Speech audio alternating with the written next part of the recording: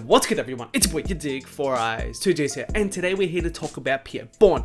Now, leading up to his highly anticipated album T-Lot 5, an album you guys know I've been waiting on for a minute, I thought I would discuss the current climate around Pierre Bourne because I know a lot of people like myself feel as though he should be way bigger than he is right now. Although T-Lot 4 I think helped him a lot, maybe didn't get him to that level and it really didn't get him the recognition and the shine I think it deserved to as a project, because personally it's top 5 last year easily for me, and the deluxe is really good this year as well. So yeah, I want to talk about the current climate around Pierre, what I think has affected his success, etc, leading up to this point. So let's go. Don't let my weekend end, it's not gonna hurt you. Ruin my life, won't let her honesty like he told you. Flown on gas, I promise gon' hit Lil Bone. Fuck that bitch, I told her gon' hit no more. She fuck the gang, she let you know. I been Rizzy Banks, not get my dough. You not my twin, won't smoke me for you. Leave me, gon' switch you, do I mean no. She left by the little hoe, I'm more. Stupid little bitch, hold up, I was clean as catch my hand. Okay, so the biggest thing around Pierre that I think has affected his success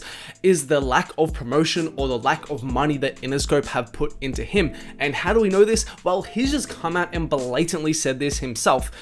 Quick caveat, if you guys don't know, of course, Pierre is signed to Interscope. He has been signed to Interscope since T-Lot 4, I believe. So with that project, that was his first project on Interscope. But around October 2019, in a now deleted tweet, because you guys will notice a lot of the times when these rappers call out their record labels, they delete the tweet straight away. They get kind of mad, they get kind of angry, then they'll tweet something against the labels. Then probably what happens is the label calls them up and like, yo, what the fuck, why are you tweeting that? Delete that shit right now. But as you can see right here, he says, Interscope, promote my album please, it's a classic. First of all, I seriously believe, well, personally to me, it's already a personal classic easily, but in the grand scheme of Pierre's career, if Pierre goes on and does the things I think he could do with his music, I think T-Lot 4 is going to be looked at as that project, as the rodeo of his discography, if you will, the first project that really put him on and really got him that audience. Now, aside from that, what we can kind of infer from this tweet, well, not even infer from this tweet, what he's actually saying right there is that there was a lack of promotion around this album. Now, if you guys aren't aware, if you're in a machine, if you're in a company, if you're in a label like Interscope that has so many new signees and so many artists, the way it works is, well, of course, it just kind of naturally makes sense. The budget is kind of one total pie, and that pie has to get divided up between all of the artists. Now, the problem comes in when there's a bunch of new artists that get signed, and then they're all trying to compete for those budgets, compete for that promo money, compete for that marketing money, and then what eventually happens is that the label will kind of have success with certain artists out the gate, or see certain artists as priorities, put a lot of money into them, and then certain other artists who they don't see that return on investment in, who they don't think are a priority, don't really get as much push or promotion. And this is super important to consider in the case of Pierre, because you guys got to think who is on Interscope and who got signed around the same time as Pierre. Not only who got signed around the same time as Pierre, but who was kind of blowing up and being promoted and being pushed as a new artist around the same time that Pierre was with T-Lot 4 and in the last couple of years. And I've already got a list of Interscope artists, which you can see on the screen right here. And just as a point of reference, these are some of the artists who they've had to break into the mainstream at the same time that Pierre is trying to break into the mainstream, right? They've had people like Lil Mosey, who of course has had a huge past couple of years, and they've been putting a lot of money into Lil Mosey, especially recently. If you've been following the whole Blueberry Faygo and all of that, trust me, there's a lot of money being put into Lil Mosey right now. Then on top of that, they've got people like Juice WRLD. Juice WRLD, they were putting a ton of money into when he first came out to kind of get that ball rolling, and that was paying off huge when he was alive. He was a huge return on investment for them. Then on top of that, they have people like yadiiiigg, which you can see on the screen right here. Now, fair enough, yadiiiigg might not be exactly blowing up in the same way as a Juice WRLD or a Mosey or something like that, but he's still garnering that fan base, and they're still putting more money into him than they're putting money into Pierre. I think it's safe to say at this point. Someone like Summer Walker as well.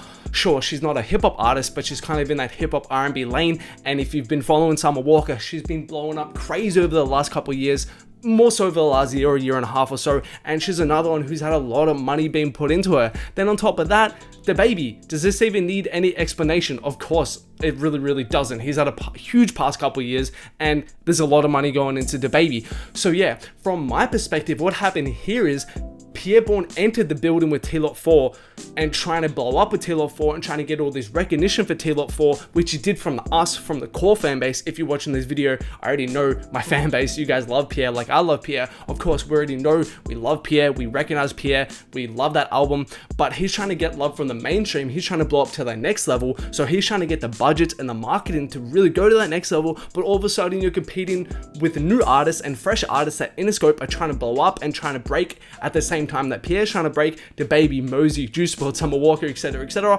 Of course, they're seeing more returns on investment when they put money into them. So that leaves Pierre to get less money, which is when we get tweets like this: Interscope, promote my album, please. It's a classic. That means behind the scenes, he's kind of realizing, hey, I'm not really getting that marketing budget. What the fuck is going on? Now, secondly, we get to T-Lot 4. As I said, T-Lot 4 as a project, one of my personal favorites last year, top 5 easily.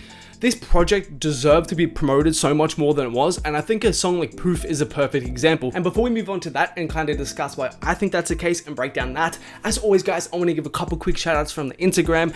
Big shout outs to my G6 Jack O, and also shout outs to 902EMS for following me over on my IG. Much appreciated, you two. If you guys don't follow your boy, man, yadiiiigg, make sure to go follow your boy right now, man. Always much appreciated.